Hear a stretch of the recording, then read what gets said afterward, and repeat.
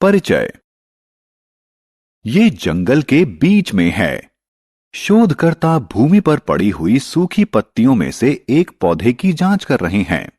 उन्होंने वहां के प्राणी जात और वनस्पति जात को ध्यानपूर्वक देखा, जिनमें से कुछ पौधे एकदम विशिष्ट प्रकार के हैं। उन्होंने कुछ ऐसे पौधे देखे जो सामान्य रूप से नहीं पाए जाते हैं। क्या ये पौधे लुप्तप्राय प्रजातियों में से हैं? आइए इस पाठ में हम किसी विशिष्ट क्षेत्र के पौधों और जंतुओं के बारे में जानें। उद्देश्य। इस पाठ के अंत में आप निम्न करने में सक्षम हो जाएंगे: किसी क्षेत्र में पाए जाने वाले प्राणी जात एवं वनस्पति जात का वर्णन करना, स्थानीय एवं संकटापन्न प्रजातियों को परिभाषित करना, अभिगमन परिवेश की व्याख्या करना, निर्वनीकरण की समस्या के समाधान का पुनरावलोकन करना। प्राणी जात एवं वनस्पति जात क्या है? छात्रों, आपने अवश्य देखा होगा कि कुछ जंतु एवं पौधे किसी विशेष क्षेत्र में ही पाए जाते हैं। किसी विशेष क्षेत्र की वनस्पतियों और जंतुओं को उस क्षेत्र के प्राणी जात और वनस्पति जात के रूप में जाना जाता है। उदाहरण के लिए, पचमढ़ी जैव मंडल संरक्षित क्षेत्र के साल, सागौन, सिल्वर फर्न इत्यादि वनस्पति जात हैं और चिंकारा, नीलगाय, तेंदुआ इत्यादि प्राणी जात हैं। विशेष क्षेत्रीय प्रजातियां।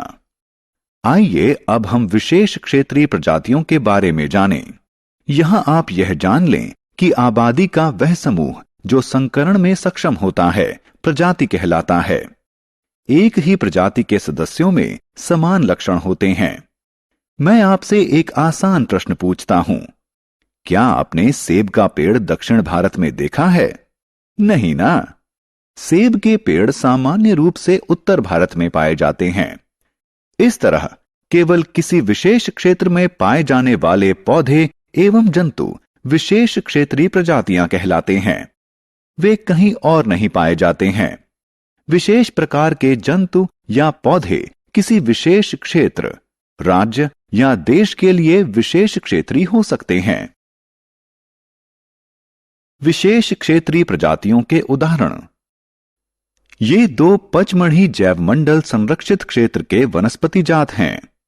ये इस क्षेत्र के विशेष क्षेत्रीय प्राणी जात हैं। वे कौन से कारक हैं जो उन्हें विशेष क्षेत्रीय प्रजाति बनाते हैं? प्रमुख कारण मनुष्य हैं। उनके वास स्थल का विनाश, मनुष्यों की बढ़ती जनसंख्या और नई प्रजातियों के आने से विशेष क्षेत्रीय प्रजातियों के प्राकृतिक वास स्थल प्रभावित हो सकते हैं और उनका अस्तित्व संकट में आ सकता है। कौन सी प्रजातियां संकटापन्न कहलाती हैं? आपने डायनासोर के बारे में अवश्य सुना होगा। वे लाखों वर्ष पहले पाए जाते थे, लेकिन आज वे विलुप्त हो चुके हैं। अनेक जंतु एवं पौधे विलुप्त हो चुके हैं, जबकि कुछ विलुप्त होने की कगार पर हैं। वे प्रजातियां जिनकी संख्या विलुप्त होने के स्तर तक कम हो जाए संकटापन्न प्रजातियां कहलाती हैं। कुछ जंतुओं के प्राकृतिक वासस्थल में उत्पन्न बाधाओं के कारण उनकी उत्तरजीविता कठिन हो गई है।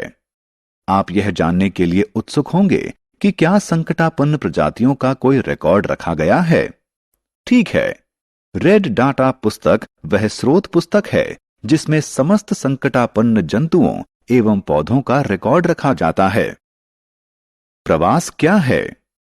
आइए बच्चों, हम प्रवास शब्द का अर्थ जानें।